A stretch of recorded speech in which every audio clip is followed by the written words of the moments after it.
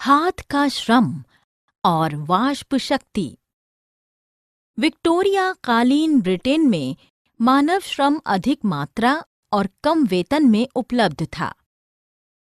इसलिए महंगी मशीनों पर निवेश करने के बजाय उद्योगपति विशेष रूप से गैस घरों, शराब खानों, जिल्दसाजी, क्रिसमस की आपूर्ति या जहाज़ों की मरम्मत जैसे उद्योगों में हाथ के श्रम को वरीयता देते थे, जहां श्रम की आवश्यकता मौसम के आधार पर बदलती रहती थी।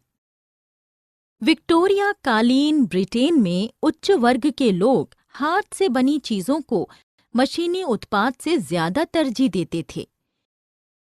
मशीनों को केवल एक जैसे तय किस्म और बड़ी संख्या के उत्पाद जैसे वर्दी इत्यादि के उत्पादों के लिए ही प्राथमिकता दी जाती थी।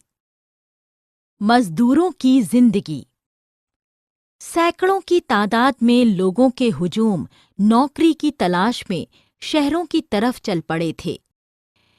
किसी का रिश्तेदार या दोस्त अगर किसी कारखाने में लगा हुआ हो तो नौकरी मिलने की संभावना ज्यादा रहती थी। रोजगार चाहने वाले बहुत से लोग पुलों के नीचे या रैन बसेरों में रात काटते थे। कुछ निजी रैन बसेरों में रहते थे या निर्धन कानून प्राधिकरण द्वारा चलाए जाने वाले अस्थायी बसेरों में रुकते थे। मौसमी काम की वजह से अनेक कामगारों को मजबूरन गांवों में लौट जाना पड़ता था। कुछ छोटा-मोटा काम करके गुजारा कर लेते थे। 19वीं सदी की शुरुआत में वेतन में सुधार से भी मजदूरों की आय में सुधार नहीं हुआ।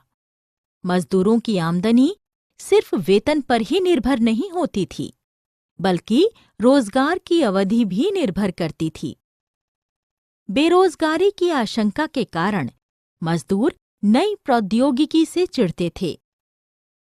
जब ऊन उद्योग में स्पिनिंग जैसी मशीन का इस्तेमाल शुरू किया गया, तो बेरोजगारी की आशंका के कारण औरतों ने इस पर हमला किया। 1840 के बाद स्थिति थोड़ी ठीक हुई, जब सड़क चौड़ीकरण, निकासी और सीवर व्यवस्था बिछाई गई। नए रेलवे स्टेशन इत्यादि के बनने से शहरों में श्रम की मांग बढ़ी।